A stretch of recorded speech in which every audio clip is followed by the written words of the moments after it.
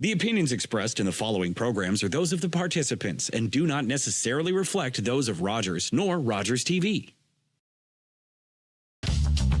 This program is brought to you by Ignite TV. Now you're in command. Visit Rogers.com for more details.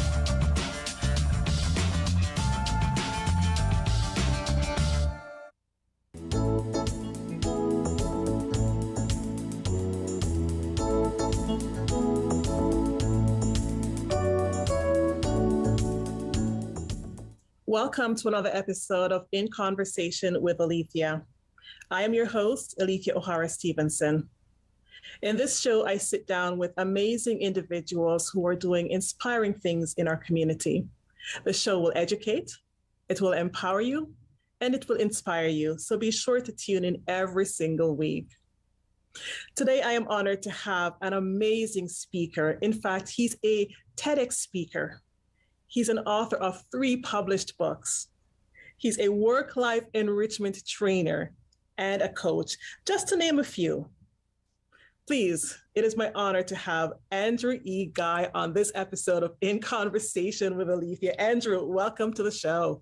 Thank you so much for having me, Alethia. I am having a fantastic time already. I know we haven't really started, but man, the conversation already started before we got here. I'm telling you right now, absolutely. It is going to be pumped. I love it. I love it. You know what? I have to say, Andrew, it is an absolute honor to have this conversation with you. We've worked together in the past. Yes, we have. Student, you were my coach, and here we are sitting down having a conversation, talking about the goodness of humanity, finding the goodness in humanity. Yes. Oh my gosh, I'm excited.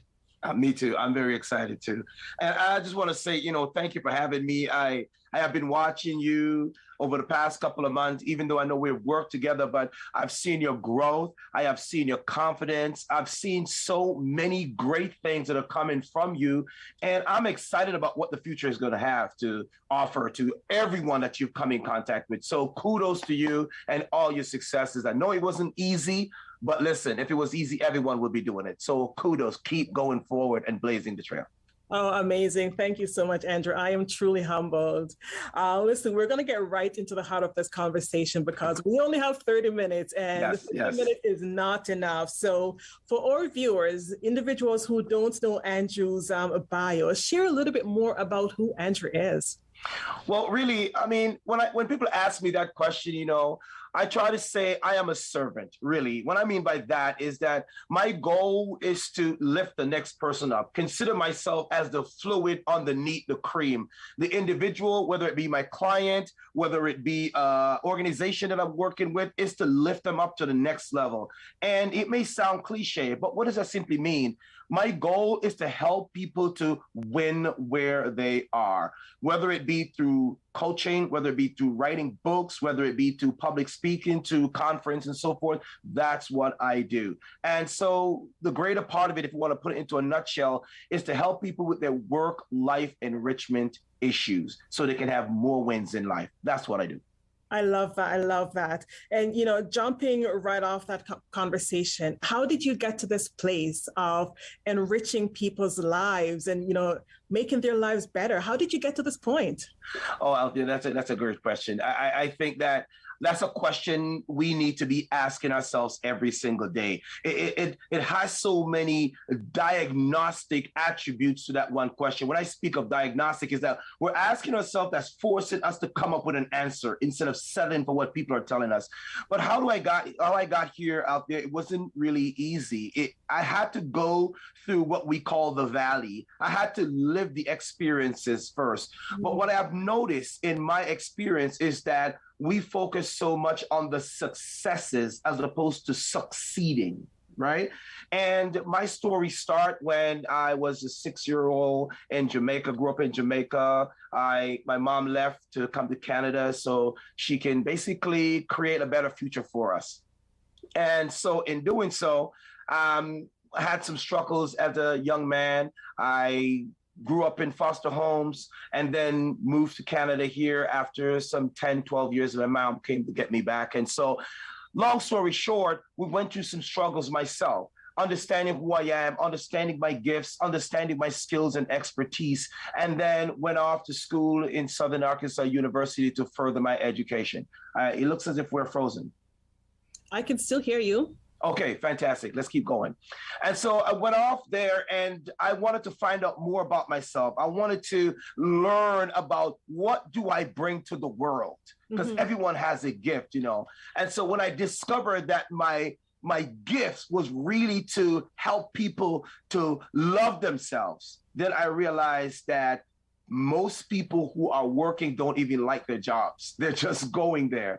And having worked with so many different clients over the years, I realized that we need to help them to enrich that working experience that will transform their life so they can have a better living experience. So here is where I am today, and that's my goal. Wow, that's powerful. And you touched on Arkansas. I'm going to come back to that conversation a little later in the segment. Yes. But when you talk about, you know, the fact that, you know, you've had to go through your own hurdles and your obstacles, at what age did you truly connect and realize that you have this gift? You know, you have this ability to impact lives. You know, that is such an amazing question. I love the way you phrase that. But this happened at an early age. And a lot of times we'll get that, the light bulb experience, but we haven't really dived into it. So the diving into it came at a later age. Mine happened when I was like about 8, 9, when I was, you know, going through these foster homes, different foster homes and stuff like that. And I was in this home where I didn't get to go to school as much. I didn't know how to read. I mean, I was illiterate, you know? And so I had a whole bunch of different chores that I had to get done. And I came up with this idea of making this little apparatus that allowed me to carry weight and loads and so forth. We call it a hand cart, but no one taught me how to do it. And I figured out how to make this thing to reduce my workload. And from this, I realized, wow, I can look at a problem and find a solution. So that really dawned on me. And later on, I said, why don't I try to figure out how can I develop this skill to where I can use it to help other people? And so 8, 9, around that time is when I actually realized that I have a problem solver mindset at an early age. Oh my gosh, that is powerful, Andrew. And, you know, I'm going to jump on a fact that you just mentioned, that 8 or 9, you weren't able to read. No. But here you are today. You've got 2 masters. You're able to go out into the world and speak. What message can individuals take from this? Like, to me, this is incredible for you not being able to read. And here you are 2 master's degrees later, just to name a few, because I'm sure there are some more that I'm not aware of.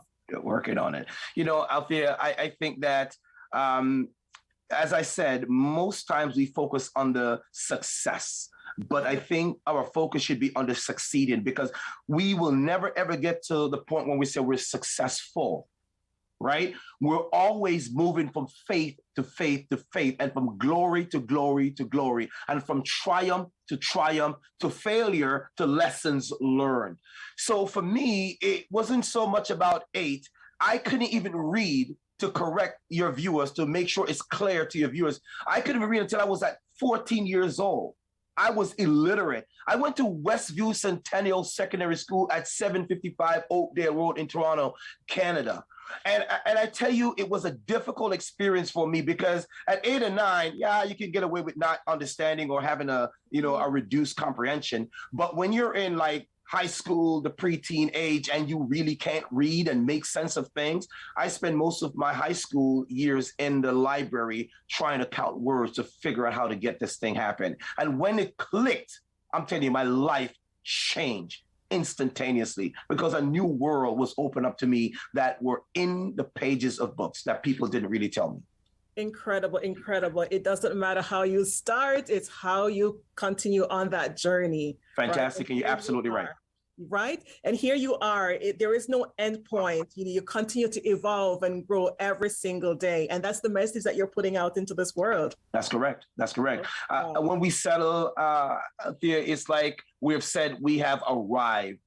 you will never arrive. You'll never arrive. And I tell people when I work with my clients, be it in municipality, and this year we're going to be working with some police officer, law enforcement, because they're going through a lot of things in their brain in terms of this resiliency piece that they need assistance in. And what I've told them, I said, listen, you are basically a pencil. When we get this, that we are a pencil, a utensil, but we also, in order for us to write and to have a point to make, we must go through the sharpener of life. And it's the living experiences that cause us to want to have the desire to become sharpened so we can make a point and write that vision so it can be clear so the world can see it. We have to go to the sharpener. The sharpeners are the challenges that we go through, the hurdles that we have to overcome. And every one we go through, every time we make it through, I'm telling you, we get sharper and sharper and sharper and sharper.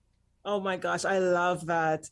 And the best part that I'm hearing is, you are that utensil, you are that point, right? And you continue to just evolve and grow and sharpen each and every step of the way. Amazing, amazing, Andrew. I want to jump to, you touched on Arkansas earlier in the conversation. I want to jump to that point in time. I listened to your TEDx conversation, and you mentioned something very poignant when you talked about, the goodness in humanity. Can you share that journey with us when you encountered the store and the feeling that you were having?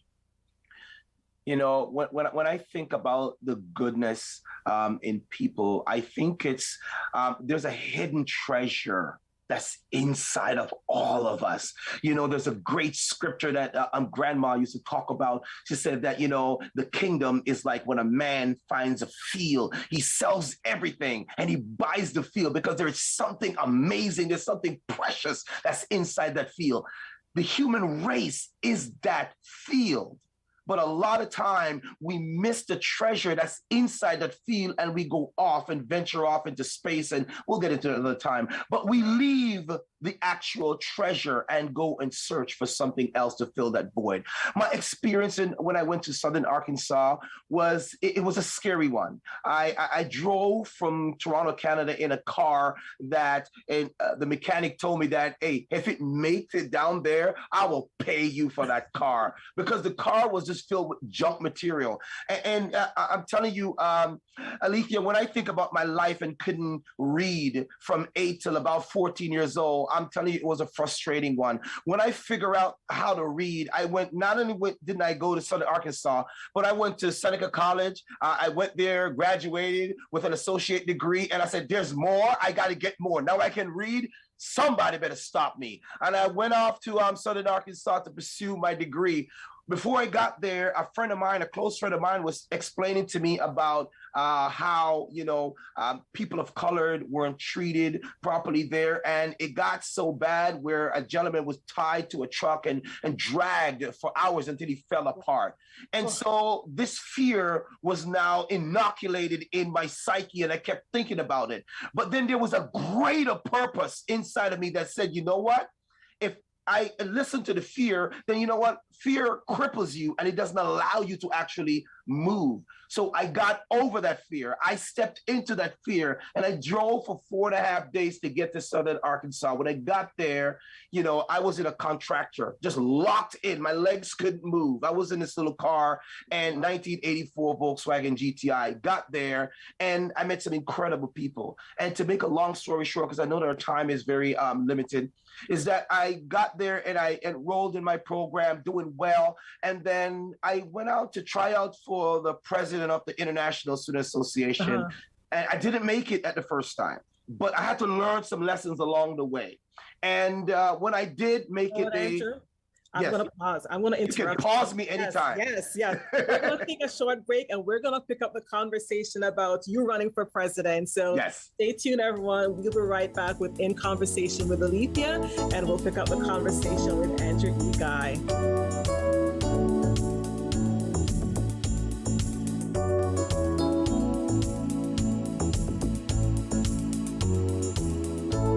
Calling all journalism students. Omni Television is once again awarding scholarships to qualified students pursuing a career in third language journalism. I am very grateful to be one of the recipients of the Omni TV Scholarship. This scholarship gave me hope. It made me see that there is space for people like me in the media industry. Omni is home to a variety of locally produced current affairs programs and daily national newscasts, broadcast in 6 languages. To learn more about Omni scholarships, visit omnitv.ca/scholarships. You're watching Rogers TV.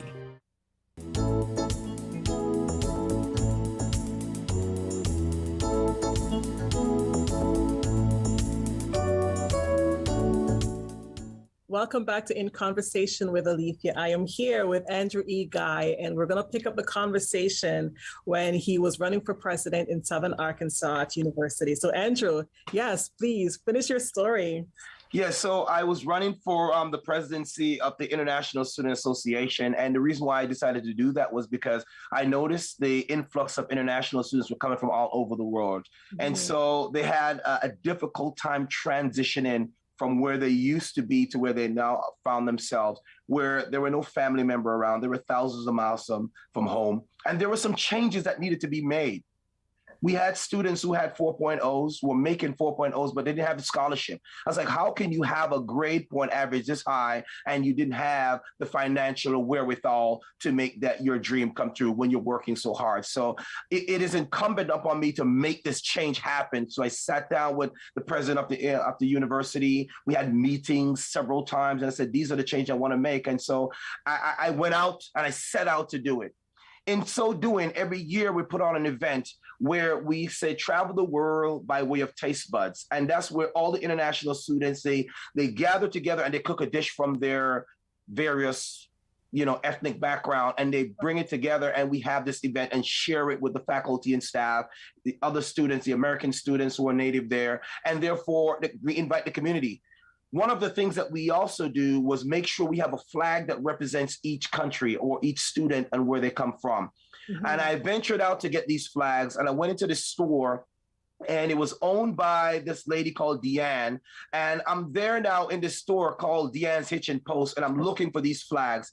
I started looking for these flags, but then I picked up one and two. I got all my flags together eventually and made it to the counter. And I'm looking at this lady. This lady looked right through me, Alethia, right through me. I was like, wow. She was seeing something I didn't see. Like, what's going on here? And there was a shock. There was a fear that went right through me when I was thinking about the gentleman that was, dragged to his death. I'm like, oh my goodness. So long story short, we got everything together, went to the counter, and then I found out that this lady was also experiencing a tragic experience because her son at the time was, in the U.S. Marines, and he went off to fight the Iraq war. At that time, she was missing her son. And so there was this divine feeling that came over me to embrace this lady. Listen, I have never hugged a Caucasian person in my life before.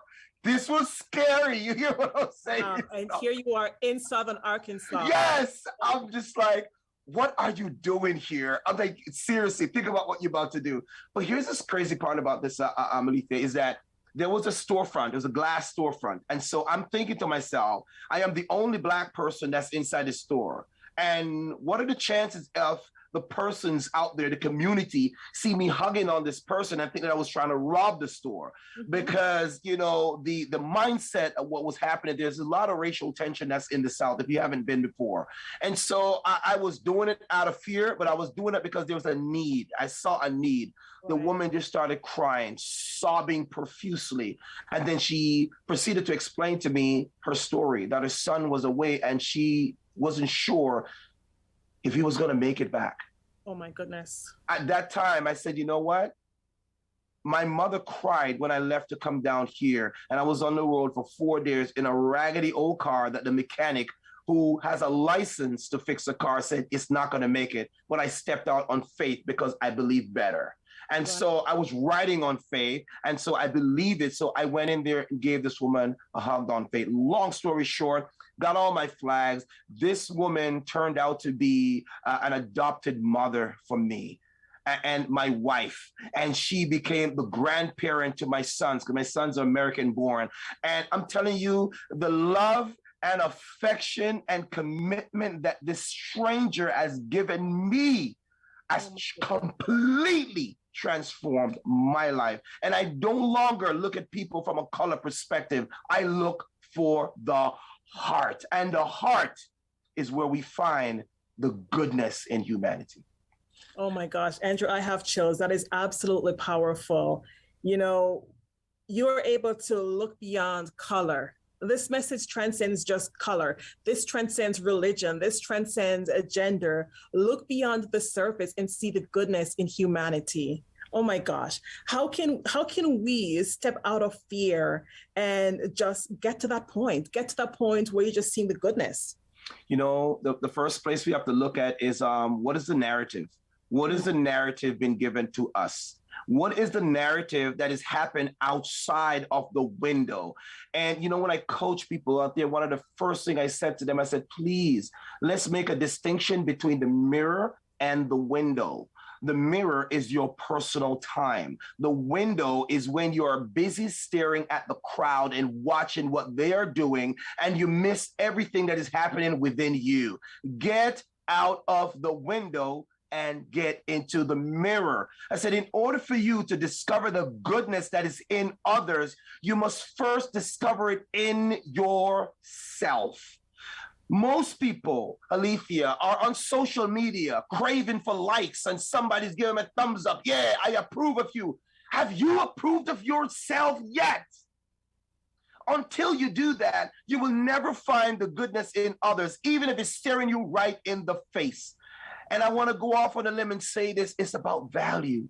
Mm-hmm. It begins with value. When you value yourself, it's almost impossible for you to not find value in another human being. Bruce Lee said the only difference in humans is if they have 3 hands and 2 and 3 feet. He said, no, do you have 2 eyes? Do you have 2 nostrils? Do you have 2 hands? Then you're a human. You're just like me. And if you find that goodness inside of you, then you'll be able to recognize it in the next human being that's standing right across from you. Oh my gosh, that is powerful, Andrew. And you know what? This reminds me of one of my favorite quotes from, I think, your first book, Work Your Words, right? It says, change your thinking changes your words, and changes your words changes your way of living, right? Yes. And it starts with self. In order for you to change the world, you got to be able to look at yourself, change yourself, and then project that onto the world. That's exactly right. Oh my gosh, that's incredible, exactly right. Angel. Incredible. You know, when I think about, you know, the world that we live in today, and everyone is focusing on diversity and differences, how do we get beyond, again, the difference and just find that goodness, you know, find the value and the amazing things that can come from all of us, all our contributions? How do we get beyond the surface? You know, I want you to think of humanity as a mansion, a massive mansion. And there is a massive door that we have to enter and go beyond that door. Many people, Blacks, white, all different nationality and ethnicity, they stop at the door. They stop at the door and they see my skin tone. They hear my accent. Then they say, oh, they have summed you up and never even entered the door. My grandmother used to say that in my father's house are many mansions. We haven't really entered. You know, hear what I'm saying here? There are mansions within the house. You're not getting it. So you have to get into the house and then you will discover everything. What does that mean in terms of humanity? That we need to start a conversation like we're having right here, Alethia. We need to start talking one to another. And when we begin the conversation, we need to hear more. We need to hear all. We need to see more, and we need to say less. It's a children's book that we're working on right now, and it's going to be fantastic because we are saying more than we're seeing, and we're hearing nothing. And so in order for us to discover this goodness as a society, we need to get beyond the door, open. You have the key. That means you have to understand, number one, that there is something in humanity that you need. We don't have it all together. No man is an island. There is something that I have that you need, and there's something that you have that I need. And each one teaches another. One hand washes the other. In the end, we are both clean because one hand can't hold the soap and lather by itself. I need the other hand up in here, even to clap. Alethia, we need the other. We need to come together as community. I'm getting too excited right now. I'm telling you, I'm too. Listen. You're on fire. You're on fire. You're on fire. And you know what? You just referenced another great quote of yours that, you know, you touched on in your TEDx talk where you talked about, you know, alone, you're a mess. Yes. But together you are what? A message. Oh. Message. You are a mess because the reason is because you can't find a solution for your own problems that you're in. But if you team up with somebody else, then your failures is actually a message and a solution. I couldn't read. You know what? I am actually working with fathers to help them with their sons. I coach fathers to help bridge that relationship with their sons today. And why is that? And they said, well, who authorized you to coach me and how to raise my son? I said, I am a father of 2 sons, but I am not out of the woods yet because parenting is a lifelong process. But let me tell you about some of the biopsychosocial factors that I have been through that enables me to be more resilient than I am today. And so we overcome by our stories. What have you been through? You can't tell me anything about the game if you haven't played it. And so because I have been through the depression, I have been through the ups, I've been through the downs, I've been lonely, I've been left alone by my parents, not because they wanted to, but because they wanted to do something better. And so I have to help these fathers understand you are building the next generation. And what you fail to build right now, you will reap later on in your future, in your old age. And you better make sure you start building now. Wow, you got to plant the seeds so that That's you right. can reap the fruit of your labor later. Correct. Oh my gosh. Andrew, we have just less than a minute to go, and I want to touch on quickly fear, how to get over fear before we end our segment. A great speaker once said that fear is believing in 2 powers. There is faith and fear, oil and water. Fear is your belief that what you think you want to do or your desires will not come through. And fear is a crippling force, is an inoculation that cripples and shut down your system from stepping forward. It doesn't allow you to move. How do you do that? You attack fear.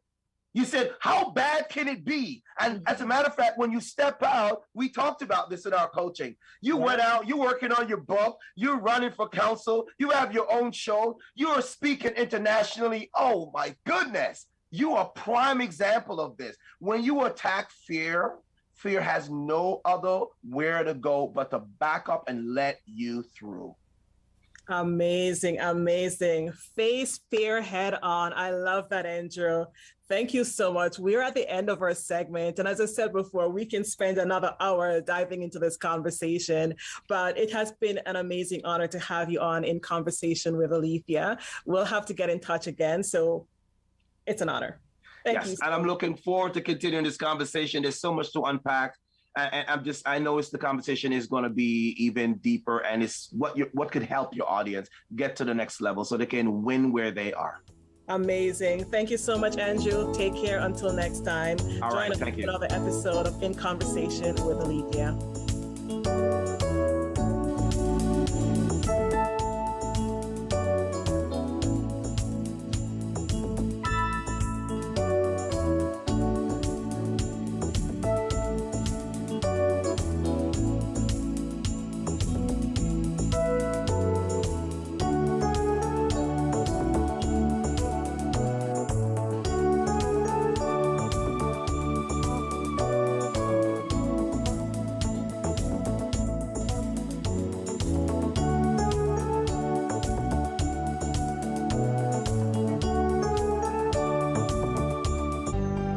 Call the Rogers TV viewer response line, email us, or connect with us on social media.